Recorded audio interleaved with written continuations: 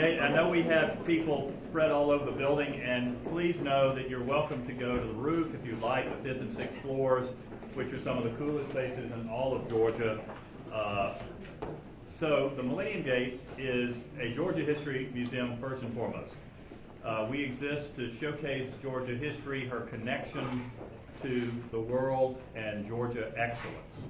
And in the circumstances of the exhibition tonight, we are opening the 20th anniversary Olympics exhibition that showcases a number of things from Hearst Castle. And you can see all of these objects in this room. Primarily, this is the ancient room that the Hearst family and the Hearst Foundation have allowed us to borrow. These are tending to be things that are 25 to 3,500 years old, and they never lend them. So I want to make sure that you understand this, because Hearst Castle, they're very insular, and they're really cool people out there in California, but they don't let these things are extremely fragile. And the only reason this happened, where's Mac, I think, just left, but Mac is one of my colleagues, and we were working away, and everybody works in the same office in any room that they're in this place, and we get a call. Y'all won't believe this. A buddy of mine out in Los Angeles, and he says, Rodney, you gave a party. I'm on the board of the Hearst Foundation. He said, Rodney, you gave a party for my buddy his 30th birthday. And so I know you can do this. And you know that I represent Lady Gaga. And she wants to do a music video at Hearst Castle. So I paused for a moment and I said, Matt, absolutely not. She's a crazy woman. The family would fire me thinking I had lost my mind, and absolutely not. She's not our thing. And he said, well, thanks so much for being so direct. I'll let people know, no mincing words with you. 15 minutes later, he calls back, and he says, now she has to have it. And so we worked out a deal. Did I tell you this? I did. And so we worked out this thing where they came to the castle, and we had some artistic license. It was crazy anyway, but it was not as crazy as she usually is. And over 70 million, where are my colleagues? 70 million hits. So we got a whole new group of people interested in the castle. And it's an interesting legacy, this family. And many of you in this room are old friends of mine, so you know I've married way over my head. My darling wife, Emily, who's rolling her eyes now. And so her grandmother was in Catherine Hearst's wedding. And so that's how I have this link. And the Hearst family, they sent Randolph Hearst down here to run the Atlanta Georgian, a newspaper that was thriving and part of their empire. He meets Catherine Campbell of West Paces Ferry, Buckhead, and marries Catherine Campbell, and they have numbers of girls, one of them being Patty Hearst. Of course, we all probably remember poor Patty's circumstances with the Symbionese Liberation Army. And so Ann Hearst, Patty's younger sister, is my friend, and she asked me to be on this board. And so that's what brings a lot of this collection together. Because if you put together a several $million deal in 2 days for Hearst Castle, they say, what can we ever do for you? And I say, why don't you send several thousand-year-old objects to Georgia and let us share it with our people?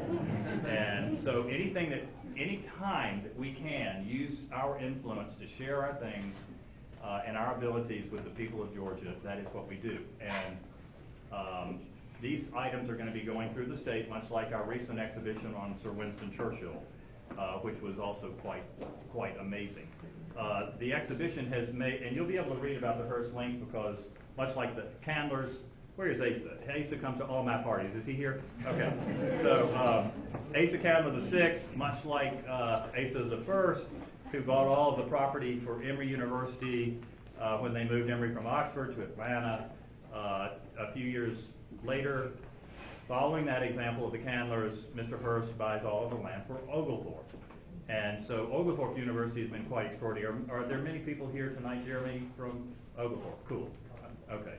Well, and so Phoebe Hurst Hall, named for WR's mother, is there. Lake Phoebe was also part of that. And so the land amassed for Oglethorpe University, named for our founder, is quite significant, and the Hurst family did it. WR received an honorary degree. Randolph attended school there as well before running the Atlanta Georgian.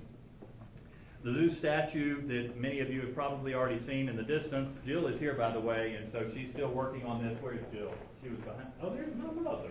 Thank God you're here. Some of the coolest 3D technology ever. And so some of the stuff that's happening in this building, many of you probably already know, is cutting edge. It's never happened, not to this scale. And one of the things that this foundation and the mission of our foundation is most concerned with, particularly with the paradigm change of non-wartime destruction of cultural patrimony, particularly in Syria recently, in Palmyra, where the great arch was destroyed, the great Roman arch, and the great temple of Bel. And in some circumstances, scholars are tied to these structures while they're blown up.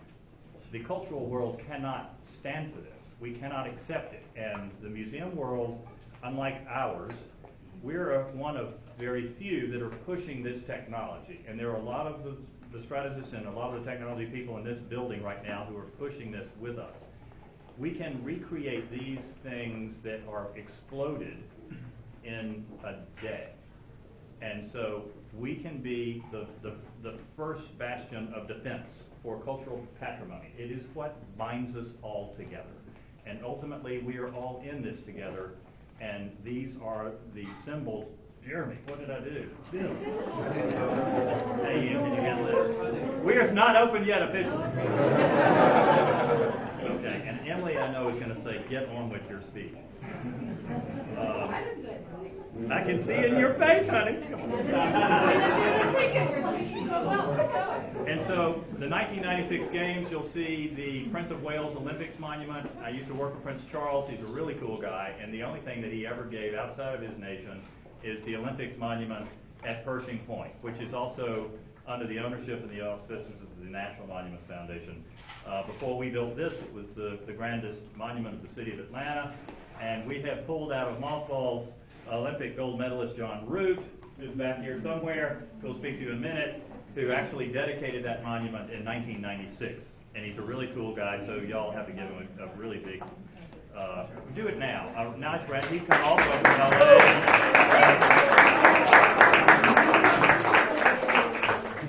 And so, my old friend, Becky Rumer, here, you can just wave your hand. Yeah, very nice. This is Georgia. We're a very friendly group. Becky had the confidence in us for Sir Winston Churchill, and we really worked hard for her and the Synovus family, and I hope you like our banners outside. They are pretty cool. A lot. They're really cool. Great. And so Becky sent me all over the state with Duncan Sands, Sir Winston's great grandson, and we had a really fun time promoting Georgia and promoting the Churchill linkage. And if you want to do that, we're at your disposal.